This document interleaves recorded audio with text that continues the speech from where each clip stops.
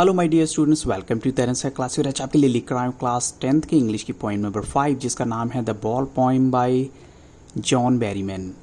और बच्चों, इस पोइम में मैं डिस्कस करने वाला हूँ आपके साथ सिर्फ मल्टीपल चॉइस क्वेश्चंस। और देखते हैं फर्स्ट क्वेश्चन आपके लिए क्या है। सबसे पहले चलते हैं कीवर्ड्स, यानी जो इस पोइम के जो मेन वर्ड्स हैं जो आपको हेल्प करेंगे और भी बेटर अंडरस्टैंडिंग में। सबसे पहला वर्ड है इंट्रूड। इंट्रूड का मतलब होता है एनक्रोच। एनक्रोच मतलब जब आप किसी की लाइफ में उसकी परमिशन के बिना एंटर कर जाते हैं। सेकंड है ए डाइम। ए डाइम जो है वेरी चीप, यानी एक करेंसी के लिए वर्ड यूज हुआ है जो कि बहुत सस्ता एक कॉइन होता है, करेंसी होती है। थर्ड है ग्रीफ। ग्रीफ होता है सोरो। सोरो मीन्स दुख, यानी कोई बहुत दुखी है, परेशान है। हार्बर। हार्बर होता है एक ऐसा प्लेस जहाँ पर शिप जो हैं वो लोड करते हैं या अनलोड करते हैं थिंग्स को। इट मीन्स आप इसको बोल सकते हैं जहाँ से जो शिप्स जो हैं वो डिफरेंट कंट्रीज़ के लिए निकलते हैं माल लेकर, और या फिर हम कहीं की डिफरेंट कंट्री से आते हैं माल लेकर। और एपिस्टेमोलॉजी ऑफ लॉस क्या होती है? Understanding the nature of loss, यानी इसमें ये बताया गया कि आप जो जिस तरह का भी आपका लॉस है उसको समझने की आप कोशिश कीजिए। That is called as epistemology of loss. और अब चलते हैं बच्चों, फर्स्ट क्वेश्चन है what was the condition of the boy after the loss of the ball. क्योंकि ये बॉल पोइम है, जैसा कि टाइटल में आप देख सकते हैं, एक बच्चा है उसने अपनी बॉल को खो दिया है, वो उस बॉल को देखता रहता है। और पोइट जो है वो सब कुछ देख रहा था, लेकिन उसने कुछ भी नहीं किया, जानबूझकर कुछ नहीं किया। उसे लगा कि इस बच्चे को समझने देता हूँ कि ये एक अंडरस्टैंडिंग है, यानी आपकी लाइफ को लेकर कि लाइफ में बहुत सारी ऐसी सिचुएशंस आएंगी जब आप एक चीज़ या दूसरी चीज़ को लॉस कर देंगे या लूज़ कर देंगे, और उसके बाद आपको जो है उन सिचुएशन से कैसे निकलना है, दैट इज़ वेरी इंपॉर्टेंट। तो अब यहाँ फर्स्ट क्वेश्चन में आपको बताना है उस बॉय की कंडीशन के बारे में जो उसने बॉल को लूज़ किया था। तो कैसी थी? ही वॉज वेरी हैप्पी, और he was very much surprised, और he was in a very sad mood, या कहीं he got ready to buy a new ball. तो बच्चों, यहाँ पर अगर हम पोइम के अकॉर्डिंग चले तो आंसर है ही was in a very sad mood, यानी बहुत उदास हो गया था बच्चा वो। अब चलते हैं क्वेश्चन नंबर 2 के लिए। Where did the ball fall into, यानी बॉल जो है कहाँ पर गिर गई थी? तो ऑप्शन आपके सामने है इनटू अ पिट, यानी किसी गड्ढे में, या फिर इनटू द वाटर, या इनटू द फायर, या fallen from the roof to the fields, या किसी खेतों में चली गई थी। तो बच्चों, यहाँ करेक्ट आंसर है into the fire, into the water, यानी जो बॉल है वो पानी में चली गई थी। और ये जो है बच्चा बिल्कुल उसी जैसी जिसके हार्बर के जैसे यहाँ वर्ड यूज़ किया गया है, तो वहीं पे सराउंडिंग पे खड़ा होकर सब कुछ देखता रहा और कुछ भी नहीं कर पाया। अब चलते हैं क्वेश्चन नंबर 3 के लिए। What did the poet see? Poet ने क्या देखा? तो the poet saw the boy laughing, यानी उसने बच्चे को हंसते हुए देखा। या he saw the bouncing down, यानी जो बॉल है वो बाउंसिंग डाउन करते हुए जा रही है और एंड में जो है एक गड्ढे में गिर जाती है। या फिर उसने क्या देखा? ही सॉ द बॉल, उसने बॉल को देखा bouncing down the street and finally falling into water, या फिर पानी में गिर जाती है। और उसके बाद फोर्थ ऑप्शन आपके सामने है कि उसने बॉल को देखा bouncing down the street and finally falling into the fire. लेकिन बच्चों, यहाँ करेक्ट आंसर फिर से क्या होना चाहिए? क्योंकि बॉल जो है वो पानी में गिर गई थी, तो थर्ड ऑप्शन जो है वो करेक्ट आंसर है। अब चलते हैं क्वेश्चन नंबर 4 के लिए। What is the cost of the ball, यानी आपको बताना है कि बॉल की कॉस्ट क्या थी यहाँ पर। इट वॉज वेरी कॉस्टली, और the boy didn't know about the cost as he got it as a gift, या बच्चे को एक गिफ्ट के तौर पे मिली थी इसलिए उसको कॉस्ट का नहीं पता।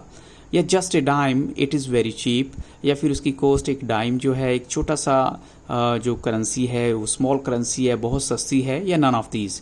तो बच्चों, यहाँ पर करेक्ट आंसर है ऑप्शन सी, उसकी जो कॉस्ट है वो एक डाइम के बराबर थी और इसके अलावा कुछ भी नहीं थी। अब चलते हैं नेक्स्ट क्वेश्चन के लिए, क्वेश्चन नंबर 5 के लिए। How does the boy prepare himself, बच्चे ने अपने आप को तैयार कैसे किया, यानी इस लॉस को लेकर। तो ही क्राइज अ लॉट, या फिर कहें ही स्टॉप्स ईटिंग फूड, या कहें he senses his responsibilities and composes himself calmly, और कहीं लास्ट ऑप्शन है कि he does not understand his responsibilities. तो बच्चों, यहाँ करेक्ट आंसर है कि उसने अपनी रिस्पॉन्सिबिलिटीज को समझा और अपने इमोशंस पे कंट्रोल रखा, यानी कंपोजेज हिमसेल्फ कामली। तो ऑप्शन सी फिर से यहाँ पर करेक्ट आंसर है। अब चलते हैं क्वेश्चन नंबर 6 के लिए। What kind of world is it, यानी ये दुनिया किस तरह की है। तो ऑप्शन आपके सामने है it is a beautiful world, और the people run after possessing things, या लोग जो हैं वस्तुओं के पीछे दौड़ रहे हैं उनको पोजेस करने में। या the people are very cool minded, या फिर कहीं the people are very cooperative. तो बच्चों यहाँ पर करेक्ट आंसर है ऑप्शन बी कि जो लोग हैं वो चीज़ों को, वस्तुओं को पजेस करने के पीछे लगे रहते हैं और कभी भी अपने आप को जो है रिलैक्स नहीं होने देते। क्वेश्चन 7 में देखिए, व्हाट विल पीपल टेक, तो they will go to the search, यानी they will go to search the ball, या फिर कहें they will go on buying new balls, या फिर कहें they will go on selling new balls, या फिर कहें नन ऑफ दीज। तो बच्चों एक्चुअल में अगर इसकी जो पोइम का थीम के अकॉर्डिंग चले तो इसमें ये बताया गया कि लोग जो हैं वो ज़्यादा कुछ नहीं करेंगे, बस क्या करेंगे वो बाई करेंगे नई बॉल को और इस बात को भूल जाएंगे। लेकिन वॉइड कहता है कि आपको अपनी चीज़ों से कनेक्ट भी होना चाहिए और उनकी वैल्यू आपको समझनी चाहिए। नेक्स्ट क्वेश्चन है, what will be the fate of the balls, यानी इन बॉल्स का फेट क्या होगा। The balls will be bought and lost forever, या फिर the balls will be sold forever, the balls will be kept safe forever, या फिर last option है ऑल ऑफ दीज। तो बच्चों यहाँ पर बॉल्स का फिट क्या होना चाहिए, जो ऑप्शन ए में बताया गया कि जो बॉल हैं वो खरीदी भी जाएंगी और फिर से खो दी जाएंगी, यही जो है फेट है बॉल का। इन फेट क्या होता है, भाग्य, लक, किस्मत। अब चलते हैं क्वेश्चन नंबर 9 के लिए, how does the boy react on seeing the ball in the water, यानी बच्चे ने कैसे रिएक्ट करता है जब उसने पानी में देखा बॉल को। ही लाफ्स ओवर इट, हंसता है, या स्टैंड्स रिजिड एंड ट्रेम्बलिंग, या कहें कंप्लेन्स टू द पॉइंट, या कहें gives no reaction at all. तो बच्चों यहाँ पर है कि एक पल के लिए तो बच्चा जो है बिल्कुल रिजिड हो जाता है। ट्रेम्बलिंग क्या होता है, थोड़ा सा कांपना, यानी उसको अच्छा नहीं लगता कि उसकी बॉल जो है वो गिर जाती है। तो यहाँ पर ऑप्शन बी करेक्ट आंसर है। अब चलते हैं क्वेश्चन 10 के लिए, what has the loss of the petty cheap ball taught the boy, यानी इस लॉस ने, जो काफ़ी सस्ती है हालांकि, उस बॉल को जो जिसकी बात कर रहे हैं उसने बॉय को क्या टीच किया है लेसन। तो ऑप्शन ए है that he must buy a new ball all the time, या फिर that he should forget about the ball, या फिर कहीं दैट सच लॉस, जो लॉसेस हैं विल यानी वो फेस करेगा अपनी लाइफ में बार बार, और ये पहला लॉस नहीं है, या फिर कहें कि नन ऑफ दीज। तो बच्चों यहाँ पर करेक्ट आंसर यही आता है कि ऑप्शन सी जो है कि वो अपनी लाइफ में ऐसे बहुत सारे लॉसेस को फेस करने वाला है, तो उसको मेंटली प्रिपेयर होना चाहिए। This is just one of them, जो उसने बॉल को अब खो दिया है। अब चलते हैं क्वेश्चन 11 के लिए, what is meant by desperate eyes. आपको डेस्परेट आइज का मतलब बताना है, तो ऑप्शन आपके सामने है, eyes that long for something, और eyes that have no hope left, और आइज दैट नो एवरीथिंग, और eyes that are always in dreams, या कहें ऐसी आइज जो हमेशा सपनों में रहती हैं। तो बच्चों यहाँ पर करेक्ट आंसर है eyes that have no hope left, उनको बोलेंगे हम डेस्परेट आइज। तो बी ऑप्शन इसका करेक्ट आंसर। अब चलते हैं क्वेश्चन 12 के लिए, explain the epistemology of loss. अब देखो इस फ्रेज को आपको फिर से एक्सप्लेन करना है, तो understanding the origin and nature of loss, या फिर कहें understanding the loss of the ball, या फिर कहें understanding the worth of the ball, या फिर कहें अंडरस्टैंडिंग द वर्स्ट सिचुएशन।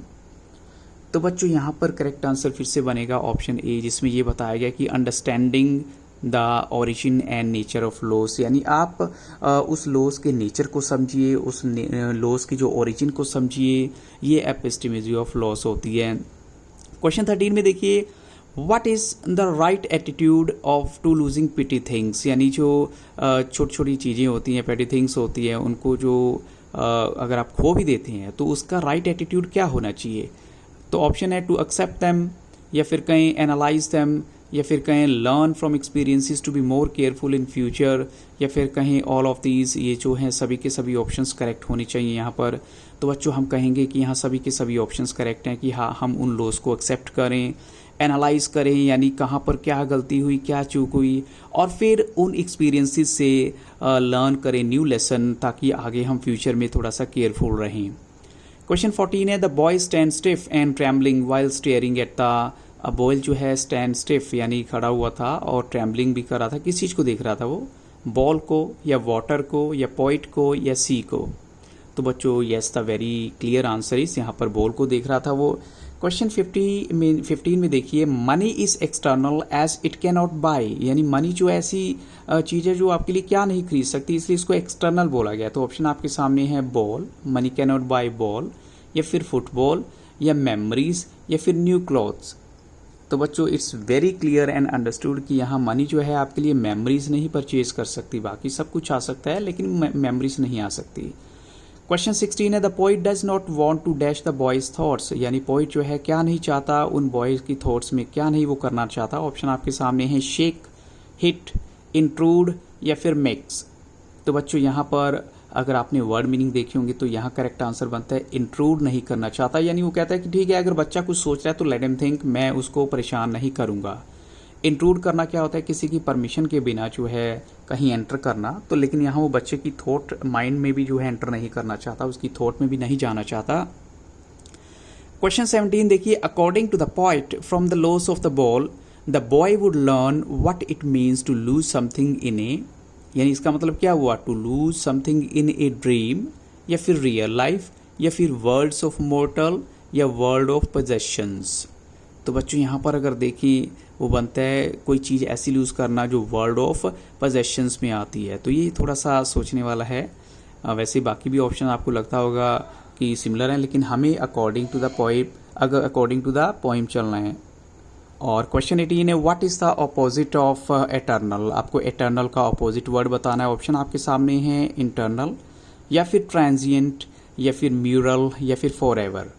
तो बच्चों यहाँ करेक्ट आंसर है एटर्नल होता है फॉरएवर, उसका ऑपोजिट होगा ट्रांजिएंट। ट्रांजिएंट क्या होता है, टेम्पररी होता है।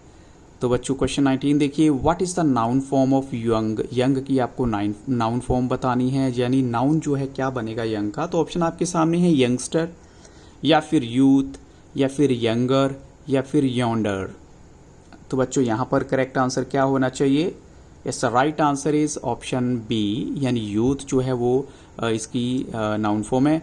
तो बच्चों इन्हीं क्वेश्चंस के साथ इस वीडियो को यहाँ स्टॉप करूँगा। I hope so these questions will help you lot, so thank you really very much for watching Taran sir classes and have very nice day.